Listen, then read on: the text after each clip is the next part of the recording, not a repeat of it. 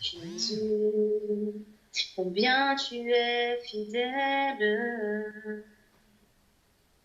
Tu m'as jamais laissé, jamais abandonné. Jésus, combien tu es fidèle. Tu m'as jamais laissé, jamais abandonné. Tu es l'ami fidèle, tendre et si bon. Tu es mon modèle, Jésus est ton nom. Tu es si patient, plein de compassion. Tu sais prendre le temps, fidèle est ton nom. Jésus, combien tu es fidèle. Alléluia. Est-ce qu'on peut acclamer notre Dieu ce matin? Alléluia. Est-ce qu'on peut acclamer notre Dieu ce soir? Est-ce qu'on peut acclamer notre Dieu ce soir? Est-ce qu'on peut encore acclamer notre Dieu ce soir?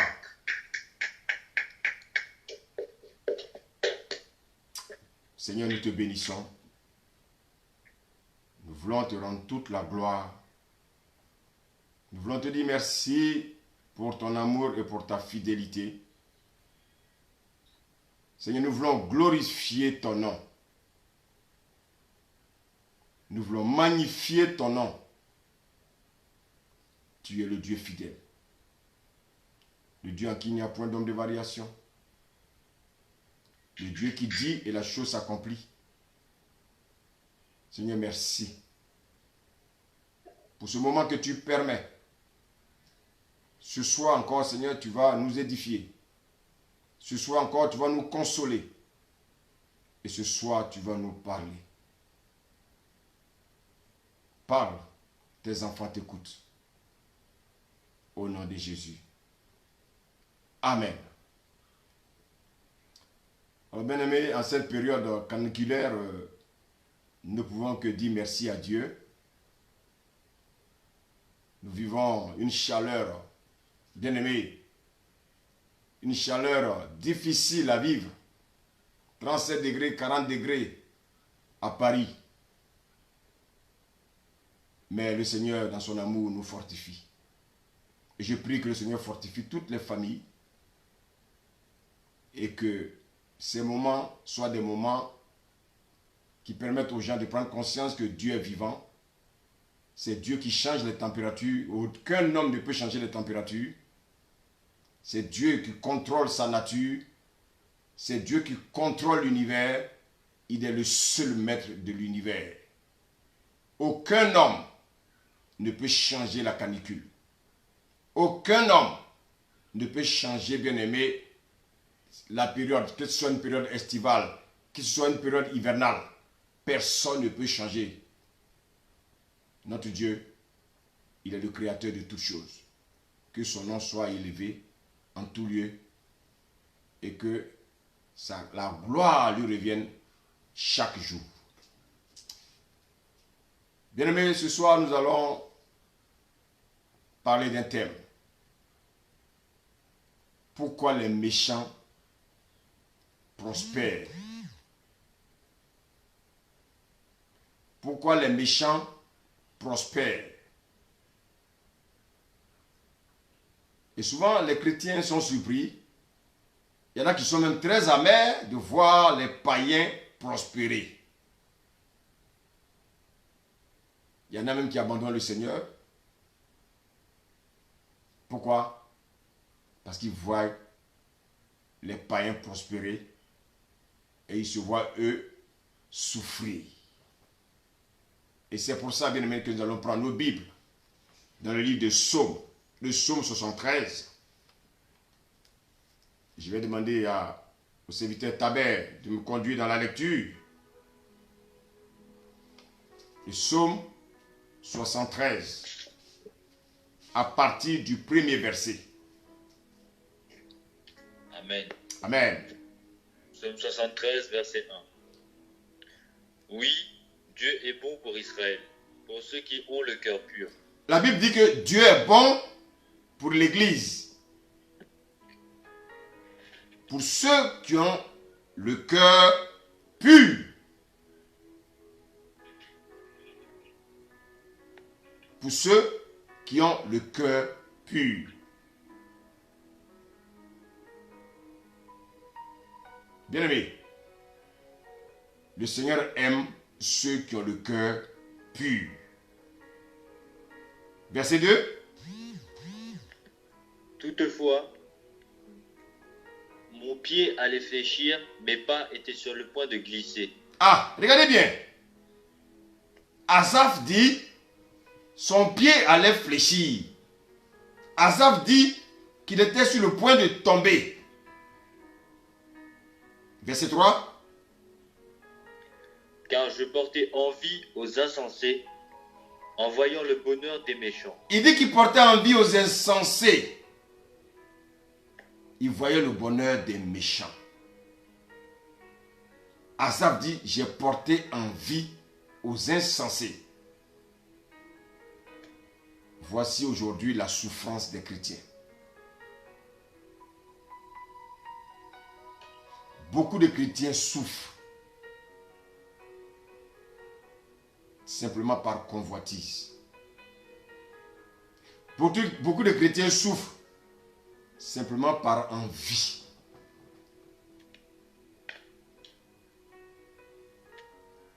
Regardez le péché d'Asaph. Asaph va porter envie. Asaph va porter envie. Mais envie à qui? Envie aux païens.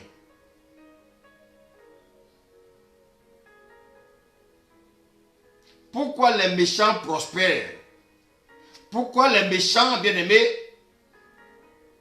ont l'air d'être en bonne santé?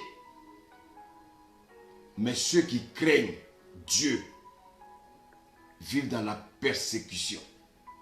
Ceux qui craignent Dieu vivent dans la souffrance. Ceux qui craignent Dieu sont des malades chroniques. Pourquoi les justes souffrent et pourquoi les méchants prospèrent? Bien aimé, vous voyez que les chrétiens d'aujourd'hui ne sont pas les premiers à se plaindre. Les justes du premier siècle se plaignaient aussi de la même manière. Les prophètes se plaignaient de la même manière. Parce qu'ils se voyaient, bien aimés, ils voyaient vraiment la différence entre eux et les païens. Et Asaph est devenu envieux. Pourquoi? Parce que les païens prospèrent. Asaph est devenu envieux. Pourquoi? Parce que les païens, bien-aimés, ont tout ce qu'ils veulent. Bien-aimés, bien-aimés, bien-aimés, écoute-moi bien. Ne sois pas envieux d'un païen. Tu vas le comprendre. Je commence le message, je le terminerai vendredi. Et tu vas comprendre que, bien-aimé, tu n'as pas envié un païen. Tu n'as pas envié un païen. Est-ce qu'on peut continuer la lecture? Amen. Verset 4. Amen. Rien ne les tourmente jusqu'à leur mort, et leur corps est chargé d'embonpoint. Ils n'ont aucune part aux souffrances humaines. Ils ne sont point frappés comme le reste des hommes. Verset 6. Aussi, l'orgueil leur sert de collier, la violence est le vêtement qui les enveloppe. Est-ce que vous voulez vous comporter comme ça? Continue. Verset 7. L'iniquité sort de leurs entrailles. L'iniquité sort de leurs entrailles. L'iniquité sort de leurs entrailles. Continue. Les pensées de leur cœur se font jour. Oui. Ils raillent et parlent méchamment d'opprimés. Oui. Ils profèrent des discours hautains. Oui. Ils élèvent leur bouche jusqu'aux cieux et leur langue se promène sur la terre. Oui. Voilà pourquoi son peuple se tourne de leur côté. Il avale l'eau abondamment et il dit. Continue. Comment Dieu serait-il? Comment le Très-Haut connaîtrait-il? Ainsi sont les méchants. Toujours heureux, ils accroissent leur richesse. C'est donc en vain que j'ai purifié mon cœur et que j'ai lavé mes mains dans l'innocence. Chaque jour je suis frappé, tous les matins mon châtiment est là. Ah, Asaph dit que c'est en vain qu'il a accepté de marcher avec le Seigneur. Beaucoup de chrétiens se plaignent aujourd'hui. Mais oui, quand ils étaient dans le monde, ils étaient riches. Quand ils étaient dans le monde, ils étaient en bonne santé. Quand ils étaient dans le monde, ils n'avaient aucune souffrance. Et depuis qu'ils ont connu le Seigneur, ils souffrent. Bien-aimés, vous savez ce qui va fermer la porte aux chrétiens? C'est la manifestation des œuvres de la chair.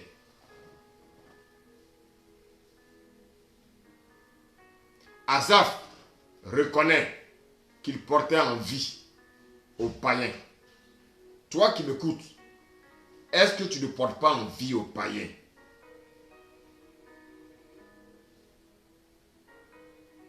Est-ce qu'un chrétien doit porter envie aux païens entre nous? Non! Il dit, rien ne les tourmente jusqu'à leur mort, et leur corps est chargé d'embonpoint. Bien-aimé, mais tu n'as que des yeux physiques pour voir des choses physiques. Mais est-ce que tu connais leur état spirituel? Connais-tu leur état spirituel? Non.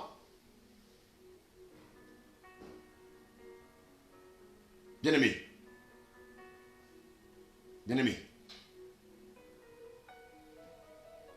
Les chrétiens disent qu'ils souffrent. Et pourquoi Dieu permet à ces méchants, en plus de vivre longtemps? Mais bien-aimé, la réponse est très simple.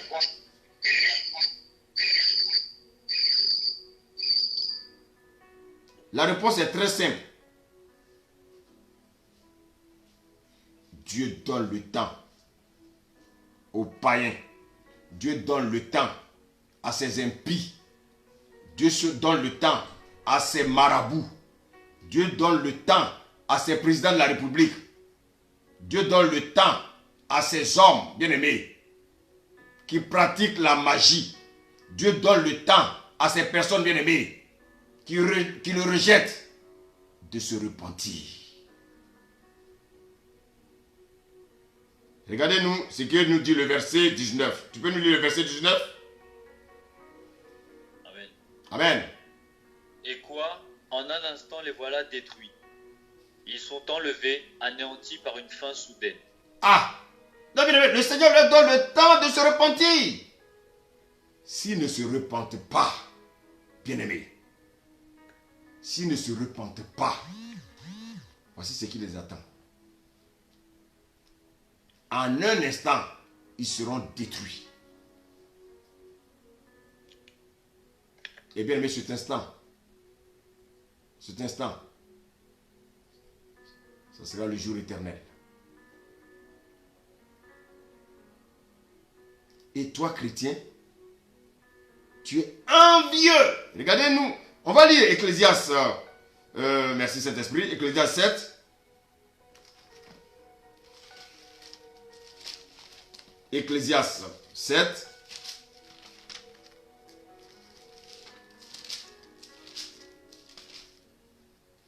Ecclésiaste 7, on va lire le verset 8. Amen. Ecclésiaste 7, verset 8. Mieux vaut la fin d'une chose que son commencement. Mieux vaut un esprit patient qu'un esprit hautain. Mieux vaut, bien-aimé, la Bible dit, mieux vaut la fin d'une chose que son commencement. Et la Bible nous dit également, mieux vaut un esprit patient qu'un esprit hautain. Il y a une fin pour toute chose. Nous avons tous une fin. Que ce soit l'homme impie, que ce soit l'homme pieux. Écoutez-moi bien. Nous avons tous une fin. Soit tu vas dans le royaume de Dieu, dans le royaume éternel, avec Jésus, soit tu vas dans le feu, dans les temps de feu. Tu vas en enfer, ou bien aimé, tu vas vivre éternellement avec Satan. Écoutez-moi bien. La richesse sur cette terre peut s'évaporer. À tout moment. Mais regardez ce que on revient encore au verset 20.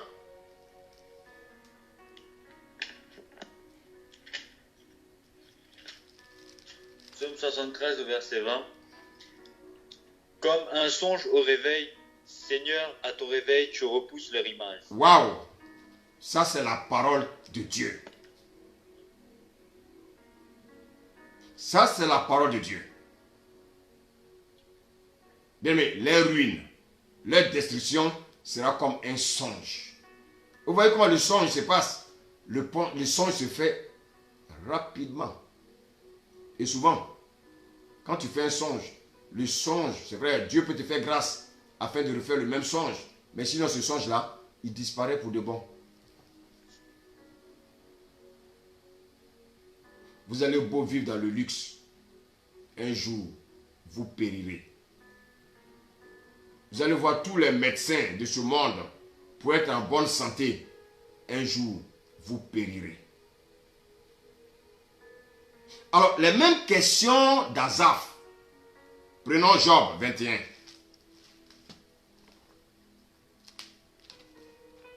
Job 21.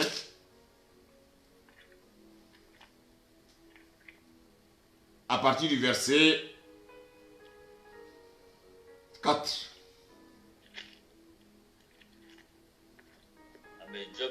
Job 21, verset 4. Est-ce contre un homme que je dirige ma plainte? Et pourquoi mon âme ne serait-elle pas impatiente?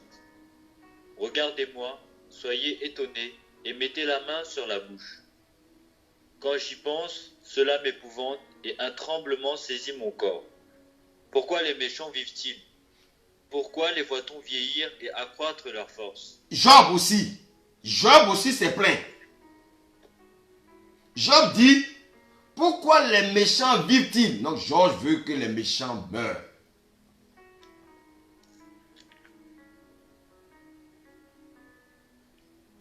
Pourquoi les voit-on vieillir? Bien-aimés, regardez dans ce pays, la France, où nous sommes. Le taux de vieillissement est très élevé. Il y en a qui vivent jusqu'à 100 ans. Sans connaître le Seigneur. Et ils ne sont pas perturbés. Pourquoi? Parce qu'ils ont tous les meilleurs médecins. Ils ont le meilleur cardiologue pour prendre soin de leur cœur. Et parce que les cardiologues peuvent protéger leur cœur, bien aimé, pendant toute leur vie. Non. Il y a un jour, Dieu va arrêter le cœur. Mais avant d'arrêter le cœur, Dieu leur donne le temps de se repentir. Et je ne sais pas comment des chrétiens peuvent envier ce genre de personnes impies qui ne connaissent pas le Seigneur. Ah, regarde comment je souffre. Ah, je regarde comment je souffre. Oui, le voisin, il a tout. Moi, je n'ai rien. La convoitise détruit les chrétiens.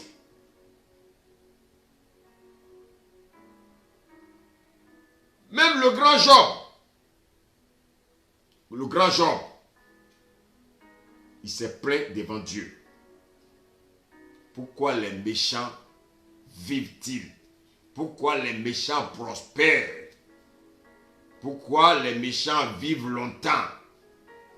Alors que ceux qui cherchent le Seigneur, alors que ceux qui sont justes ne vivent pas longtemps. Alors que ceux qui cherchent le Seigneur, bien-aimés, souffrent. Bien-aimés, le Seigneur te parle ce soir. Pourquoi te plains-tu et tu prends comme comparaison les païens?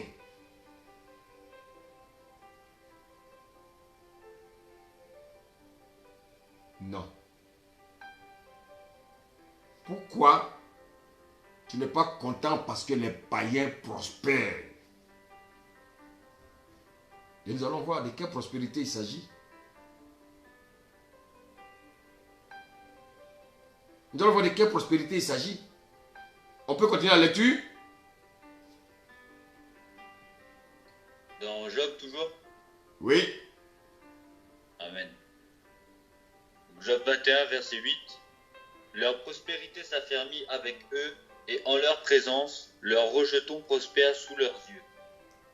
Oui. Dans leur maison, Les rejetons prospèrent sous leurs yeux. Vous voyez? Continue. dans leur maison règne la paix, sans mélange de crainte. La verge de Dieu ne vient pas les frapper. La verge de Dieu ne vient pas les frapper. Mais vous, pourquoi vous voulez que la verge de Dieu vienne les frapper? Pourquoi vous voulez que la verge de Dieu vienne frapper les impies? Pourquoi vous voulez que la verge de Dieu vienne frapper les païens? Mais la verge de Dieu frappe les chrétiens. Pourquoi? Bien-aimé, si toi tu ne peux pas chicoter ton enfant, c'est ton problème. Dieu nous chicote. Dieu ne chicote pas les enfants des autres. Les païens ne sont pas ses enfants. Mais Dieu, il chicote ses enfants. Dieu met ses enfants au pas pour ne pas qu'ils ressemblent aux païens.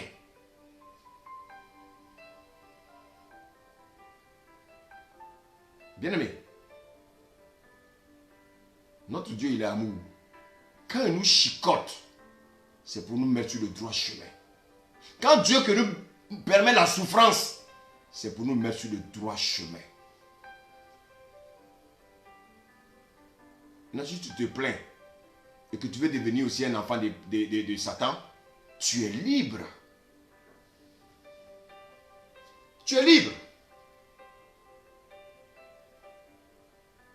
Job a posé la même question qu'Asaph. Bien-aimé, Asaph a porté envie aux insensés. Bien-aimé, Asaph, il a porté envie aux insensés. Mais le Seigneur dit que leur prospérité n'est rien, bien-aimé, d'autre qu'un songe.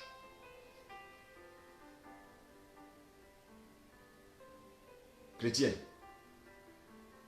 écoute le message ce soir.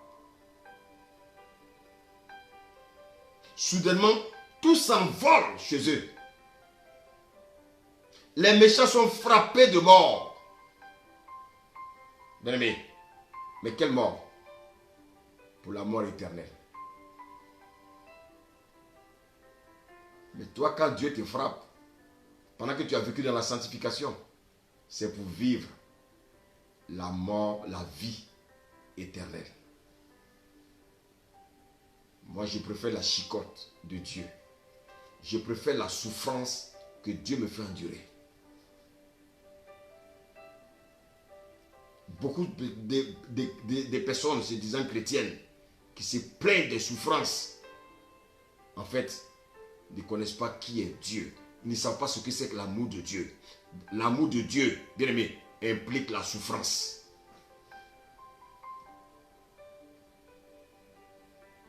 Job aussi a posé les mêmes questions que Asaph. On peut continuer la lecture? Verset 10. Leurs taureaux sont vigoureux et féconds, leurs génisses conçoivent et n'avortent point. Ils sont riches. Ils sont riches. Bien-aimés, ils sont riches. Continue. Ils laissent courir leurs enfants comme des brebis, et les enfants prennent leurs ébats. Ils chantent au son du tambourin et de la harpe, ils se réjouissent au son du chalumeau. Ils se réjouissent au son du chalumeau. Bien-aimé. Verset 13. Ils passent leur jour dans le bonheur et ils descendent en un instant au séjour des morts. En un instant, ils descendent dans le séjour des morts. Bien-aimé, si tu vis la vie de Dieu, tu ne descendras pas dans le séjour des morts. Quand tu vas mourir, tu seras à côté de Christ. Bien-aimé, nous avons souvent l'impression que rien de mal arrive aux païens. On a l'impression qu'ils n'ont jamais de mauvaises nouvelles. C'est l'impression que nous nous faisons, nous les chrétiens. Bien-aimé, simplement, ils sont dans les griffes de Satan. Bien-aimé, nous qui sommes chrétiens, nous devons être fiers parce que nous avons échappé des griffes de Satan. Bien-aimé, mais il nous poursuit jour et nuit pour nous ramener, bien-aimé,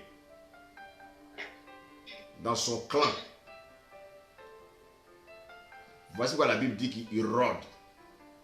Il rôde. Il cherche quoi? Il cherche à te dévorer. Parce que autrefois tu étais avec lui. Tu as été racheté. Mais il a l'impression que tu n'es pas sincère avec ton nouveau maître. De temps en temps, tu as un pied avec ton maître. De temps en temps, tu veux revenir avec lui. Donc il rôde. Il va te capturer. Et quand il va te capturer, bien-aimé, il ne te lâchera plus.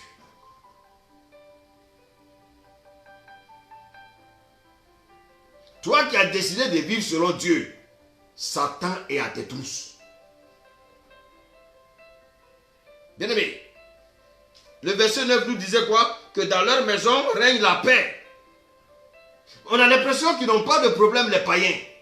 On a l'impression qu'il y a la paix chez eux. Écoute-moi ce soir. Ce sont des maisons, bien-aimés.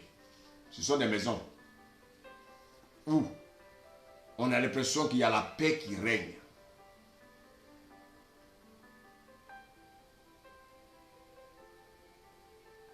Rendez leur visite. Bien-aimé. Verset 13, il dit, ils passent leur jour dans le bonheur et ils descendent en un instant au séjour des morts. Malgré leur richesse, ils descendent où? Au séjour des morts. Malgré leur bon point, ils descendent où? Au séjour des morts. Pourtant, ils sont remplis d'un bon point. Mais ils descendent au séjour des morts. Réfléchissez un peu. Où se trouve aujourd'hui Michael Jackson? Il est dans le séjour des morts. Il attend le jugement du trône blanc. À la deuxième résurrection, il va ressusciter et ira en enfer directement. Bien-aimé, où se trouve Houphouët-Boigny? Où se trouve François Mitterrand? Où se trouvent tous ces chefs d'État? Les Mobutu? Où se trouvent les Senghor? Ils sont où? Dans le séjour des morts. Où se trouve celui-là, bien-aimé, que souvent je voyais des chrétiens admirer? Steve Jobs, cet homme d'Apple, il est où? Il est dans le séjour des morts. Alors, où sont restées leurs richesses? Où sont restées leurs richesses? Ils avaient les plus grands médecins. Mais où sont-ils aujourd'hui? Et ce sont ces gens de personnes que vous enviez. Bien-aimé, Romains 8, 28 dit quoi? Que tout chose concourt au bien de ceux qui aiment Dieu. Es-tu appelé selon le dessein de Dieu? Laisse Dieu contrôler ta vie. On va lire un autre passage, le psaume. Pardon, Proverbe 3. Proverbe 3. Verset 33.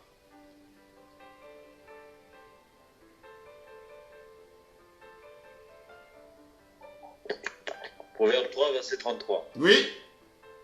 La malédiction de l'Éternel est dans la maison du méchant. Est-ce que vous avez entendu? La malédiction de l'Éternel est dans la maison des méchants.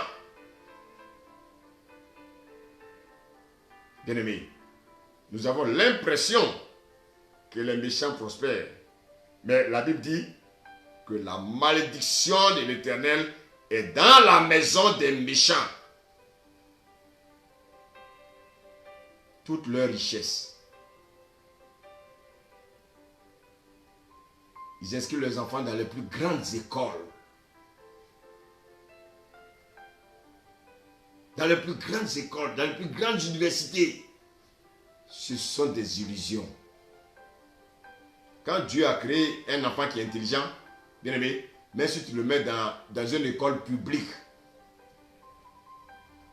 dans le plus fond des villages, si cet enfant doit être président, il sera président. Et souvent, il y a des chrétiens qui croient s'endetter, aller forcément inscrire leurs enfants dans les grandes écoles. Peine perdue. On n'a pas les moyens, on va aller s'endetter parce que le païen qui est en face, son enfant est dans une grande école. Mais le païen, tu ne sais même pas comment il fait pour avoir son argent, chrétien. Sors du complexe. Il y a des personnes qui ont fait des écoles publiques. L'école primaire publique, collège public, lycée public, université publique. Ils sont devenus des présidents de la République. Et des enfants qu'on a inscrits dans des grandes écoles qui sont devenus des grands drogués. Des grands gangsters. Alors, à quoi bon envier ces personnes? Tu n'arrives pas à jouer le debout, mais tu veux montrer à ton voisin le païen que toi aussi tu as les moyens, alors que toi-même tu sais que tu es dans la souffrance. Chrétien, pourquoi envies-tu ton voisin? Bien-aimé, l'Éternel dit que dans la maison des méchants, il y a la malédiction.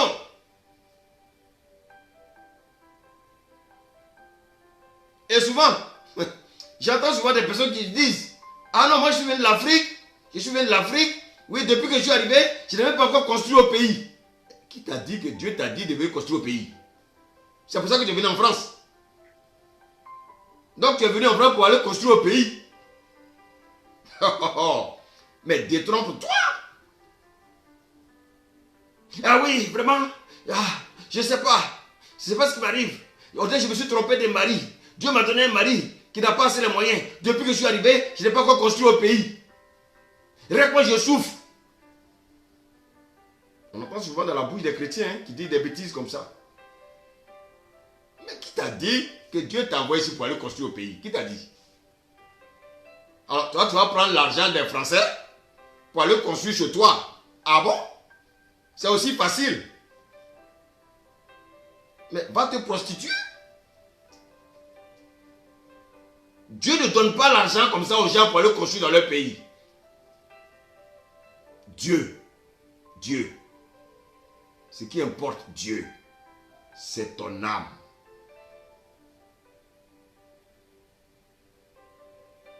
Bien-aimé,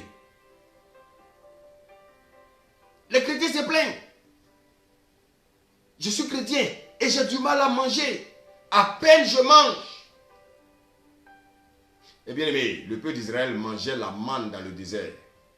Qui leur donnait? C'est Dieu.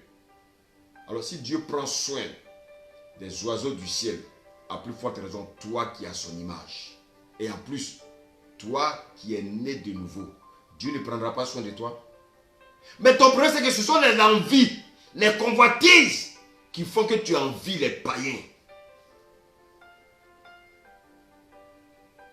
Bien-aimé. Bien-aimé, écoute bien. Les envies. Tu envies ton voisin. Tu envies même les enfants de ton voisin. Tu veux que tes enfants ressemblent aux enfants des voisins. Mais pourquoi? Sois simple et laisse Dieu te conduire. Ah non, non, non. Ah, tu as vu le voisin? Ah, ses enfants voyagent chaque année. Chaque année, ils ont des billets d'avion. Mais est-ce que tu sais comment il obtient ces billets d'avion? Femme, homme, tu te dis chrétien. Sais-tu comment le païen fait pour obtenir les billets d'avion chaque fin d'année? Bien-aimé, sortez du complexe. Les enfants des riches, bien-aimé, ils ne sont pas plus intelligents que vos enfants. Un enfant, il faut savoir l'orienter. Un enfant, il faut savoir l'éduquer avec les choses de Dieu. L'enfant n'a pas besoin d'aller dans une grande école pour devenir ce que Dieu a réservé pour lui. Si l'enfant doit être un pilote, il peut commencer dans une école publique, terminer dans une grande école publique. Il sera pilote.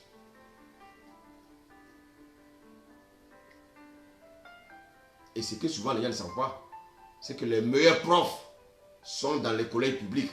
Les meilleurs profs sont dans les universités publiques. Mais je vous pose la question. Les universités privées là, d'où tirent-ils les professeurs? C'est dans les universités publiques. Mais quel est ce complexe? Le même professeur qui enseigne à l'université publique, je vais inscrire mon enfant dans une école bien aimée qui coûte cher pour que ce même prof aille lui donner des cours. Vous avez vu le piège dans lequel les chrétiens se sont mis. Vous-même, vous créez vos propres souffrances. Il y a des souffrances que Dieu vous épargne, mais vous créez vous-même des souffrances. Bien-aimé. Alors, je voulais te dire ce soir que tu peux scolariser ton enfant dans une école simple. Ce qu'il doit devenir, il le deviendra selon Dieu.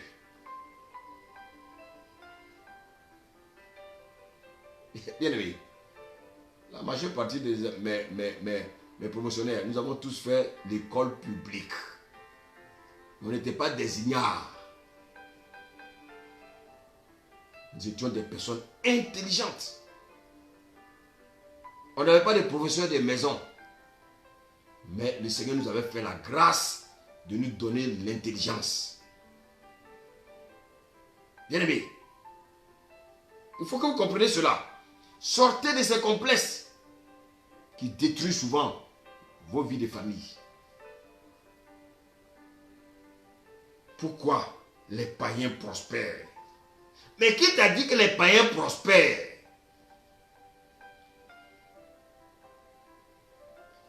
Ce sont ce que tes yeux voient que tu appelles la prospérité? Mais non! Ressaisis-toi! Bien-aimé, prenons l'exemple de Job. La Bible nous dit que Job était un homme intègre, droit et juste. Regardez les trois qualités. Un homme droit, intègre et juste. Mais malgré cela, bien-aimé, il a connu la souffrance. Bien-aimé, il a connu la souffrance.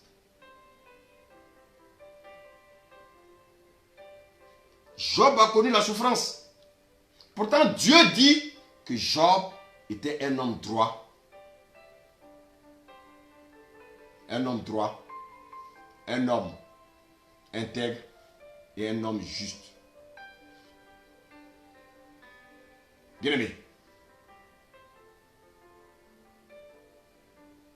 Job a souffert. Job va connaître la souffrance. Bien-aimé, Job va connaître la souffrance.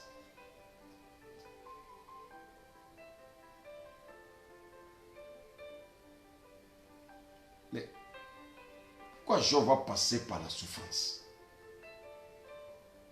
Dieu voulait enseigner quelque chose à Job. Job n'était pas pauvre, hein? Il était très riche.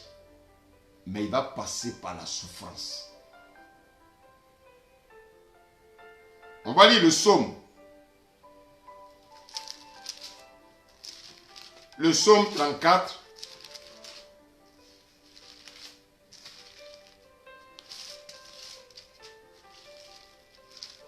Verset 20.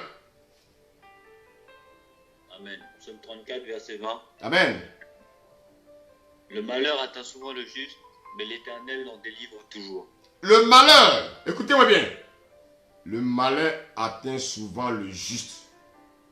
Mais le Seigneur, il est présent pour te délivrer. Pendant que tu as mal dans tout ton corps, Dieu à côté de toi, lui aussi, il a mal dans tout son corps. Pendant que tu es au chômage, Dieu aussi à côté de toi, il est au chômage avec toi.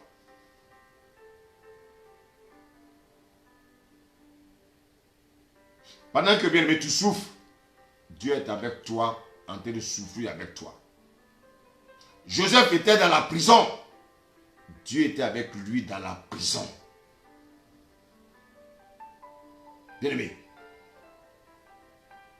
toute votre vie, vous pouvez connaître la maladie. Toute votre vie, vous pouvez connaître les malheurs. Mais le Seigneur est présent.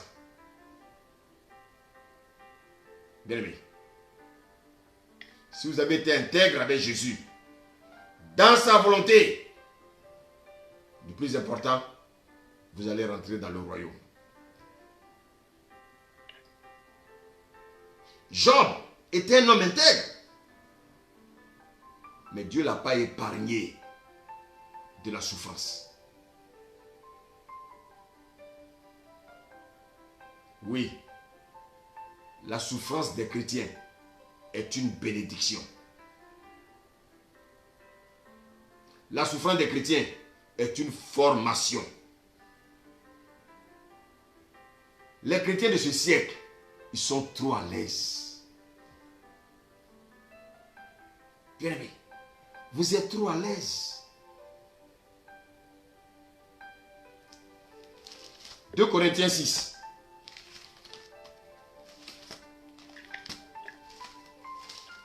Merci Seigneur. 2 Corinthiens 6.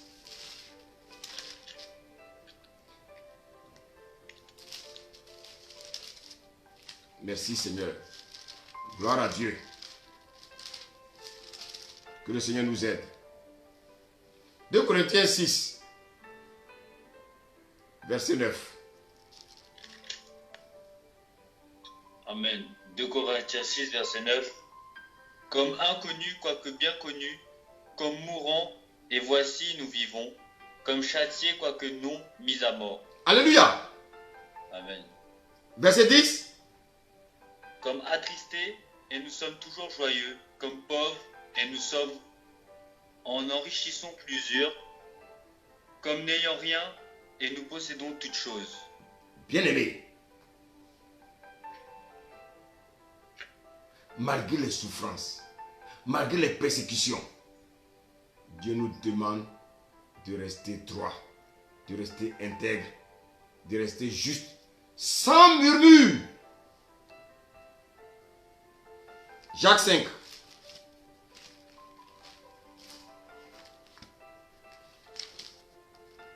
Jacques 5. On va lire à partir du verset 10. Amen. Jacques 5, verset 10. Prenez garde, mes frères. Prenez, mes frères, pour modèle de souffrance et de patience, les prophètes qui ont parlé au nom du Seigneur. Prenez, mes frères. Écoutez bien, le Seigneur nous parle là. Prenez, mes frères, pour modèle de souffrance et de patience les prophètes qui ont parlé au nom du Seigneur. Et donc la souffrance n'a pas commencé maintenant. Mais vous faites comme si c'est maintenant la souffrance commence. La souffrance a commencé depuis les prophètes.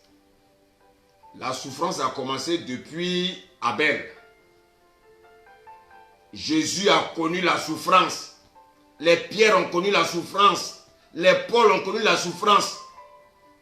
Et puis vous ne voulez pas connaître la souffrance. Expliquez-moi. Donc quel est le Jésus que vous adorez?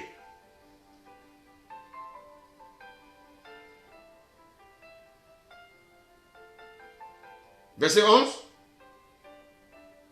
Voici, nous disons bienheureux ceux qui ont souffert patiemment. Bienheureux ceux qui ont souffert patiemment. Bienheureux. Donc la souffrance est un bonheur. Quand on souffre, bien aimé, ce n'est pas être malheureux.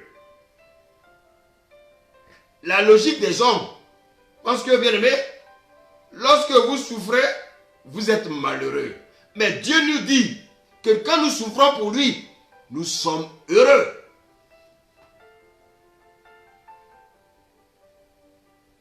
Écoutez-moi bien. Le parcours d'un chrétien, le parcours d'un homme de Dieu, n'est pas un parcours de joie, n'est pas un parcours de gaieté, bien aimé, mais c'est un parcours de bonheur. Parce que ce qui est important, c'est ce qui nous attend à la fin. C'est un parcours de persécution, c'est un parcours de tribulation, c'est un parcours de souffrance. Tu peux souffrir dans ton propre foyer et te poser même la question de savoir, mais est-ce que la femme que j'ai épousée là, est-ce que c'est vraiment ma femme? Oui, c'est ta femme. Ah, cet homme-là, est-ce que c'est vraiment mon mari? Oui, c'est ton mari. Alors, il n'est pas ton mari parce qu'il ne fait pas ce que tu demandes. Est-ce qu'il a oublié de faire ce que tu demandes? Il a oublié de faire ce que tu lui demandes? Non. Mais il est obligé de faire ce que Dieu lui demande. Et quand le mari dit, ne fait pas, on dit, il ne m'aime pas. Non, il t'aime. C'est parce qu'il t'aime qu'il dit non.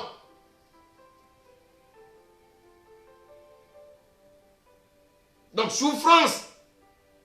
Bien aimé. La souffrance dans la famille. La souffrance dans les pensées. Le matin, tu te lèves, tes pensées sont tourmentées. La souffrance dans ton lieu de travail. Toutes tes collègues sont contre toi. On fait des rapports contre toi.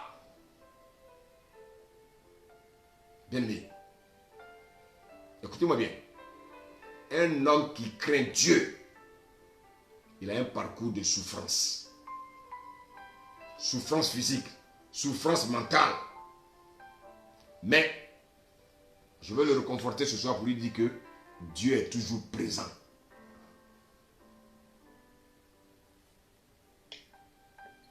Pendant que tu souffres, Dieu souffre avec toi. Pendant que tu pleures, Dieu pleure avec toi.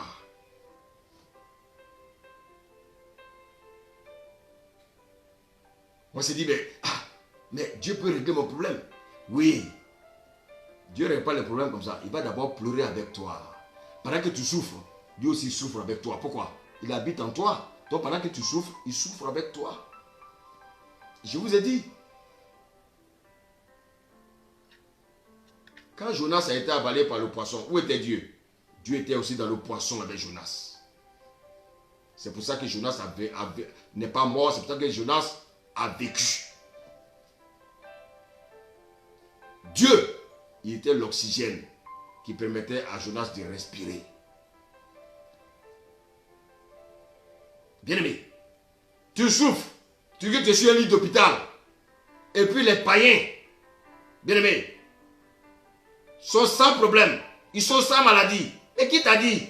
Ta souffrance, c'est pour te conduire dans le bonheur. Nous voyons les païens avec nos yeux physiques. et nous les envions. Bien-aimés. Et vous savez pourquoi nos souffrances ne font pas peur à Dieu? Parce que nous avons des souffrances dans la chair.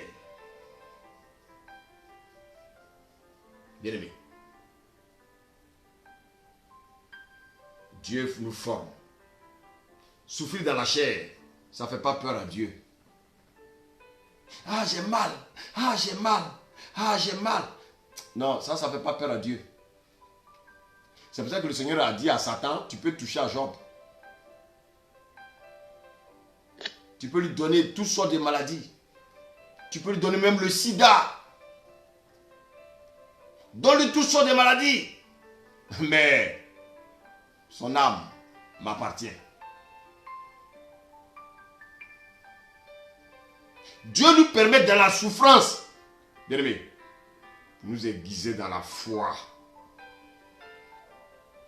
Dieu veut changer ton caractère mauvais là.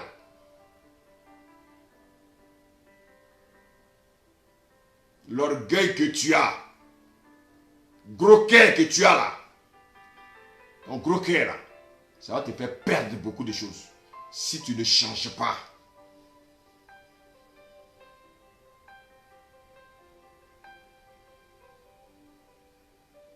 Excusez-moi, je disais un thème vraiment si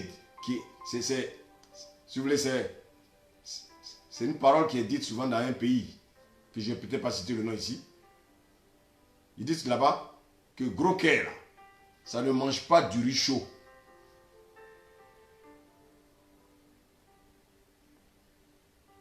Et puis c'est pas faux. Quel que soit ton cœur qui est chaud là, tu peux mettre le riz chaud dans ton cœur? Tu peux? Non.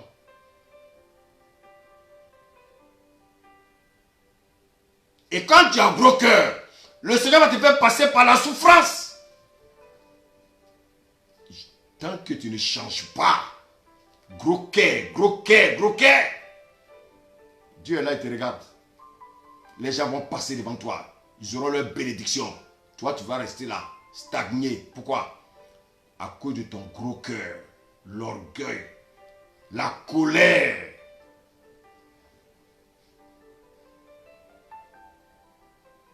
Bien-aimé, Dieu doit aiguiser ton caractère mauvais là. Dieu doit t'aiguiser. Dans quel but?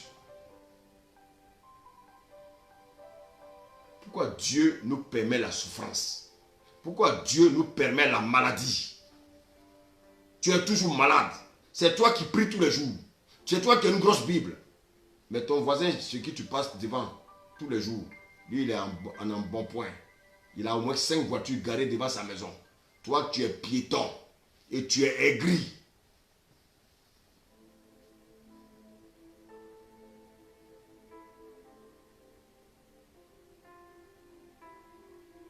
Pourquoi Dieu te permet ça?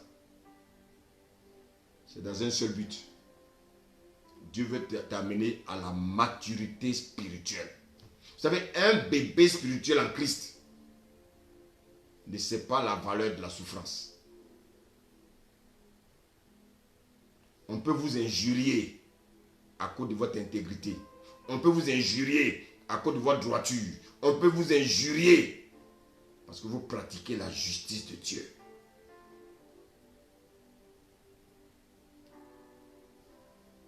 On va vous critiquer. On va vous mépriser. Vous êtes même l'objet de moquerie. Bien-aimé. Mais ça ne coupe pas le souffle de Dieu. Dieu ne transpire pas pour ça. Dieu, il peut permettre qu'un chrétien soit dans la souffrance.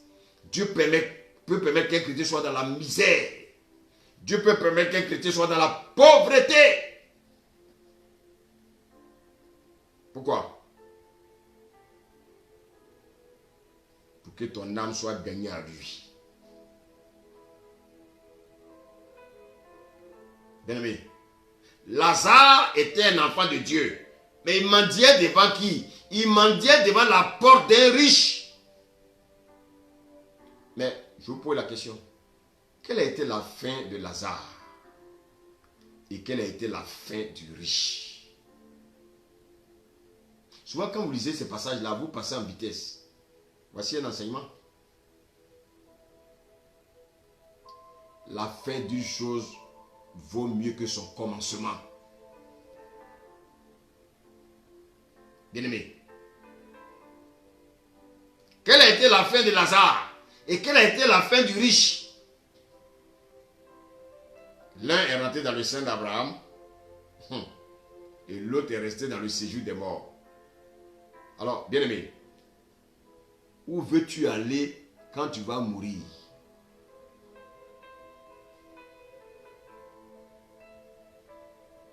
Quand tu vas mourir, veux-tu aller? Où veux-tu aller?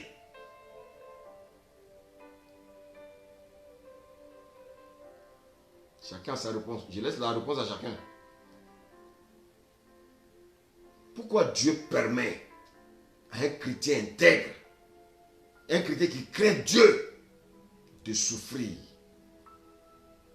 C'est pour transformer son caractère. C'est pour l'amener à la maturité spirituelle.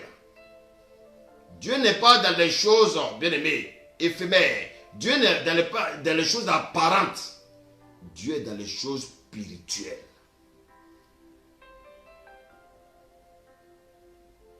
Dieu, il veut te tailler à sa mesure pour que tu puisses aller le glorifier devant le païen.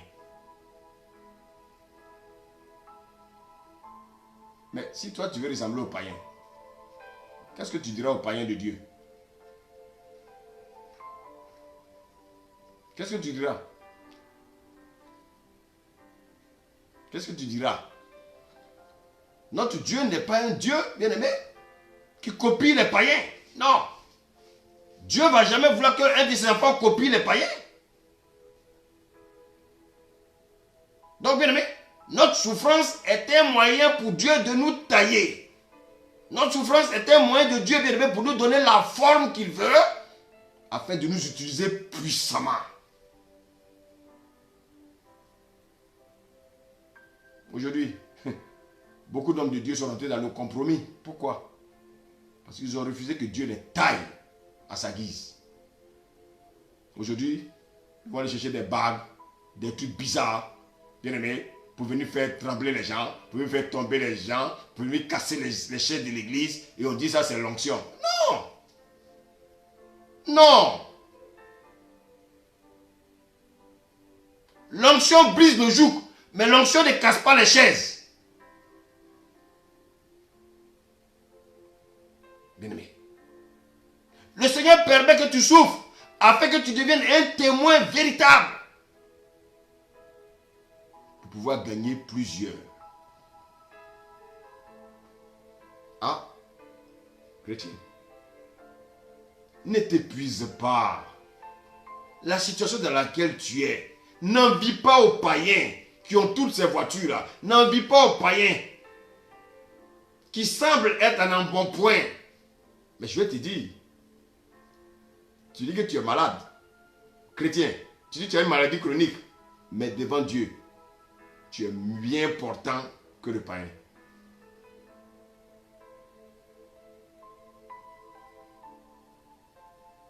Vous savez, Dieu, il peut nous bénir avec beaucoup de richesses.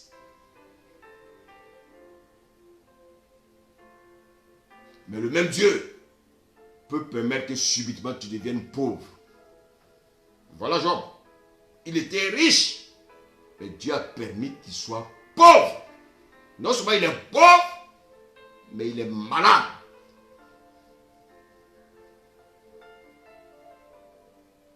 Bien-aimé, il est malade. Mais regardez, malgré la souffrance de Job, serviteur, allons dans Job 1. Il faut qu'on parcourt la parole. Il faut que les chrétiens sachent que notre Dieu n'a pas changé. Job 1.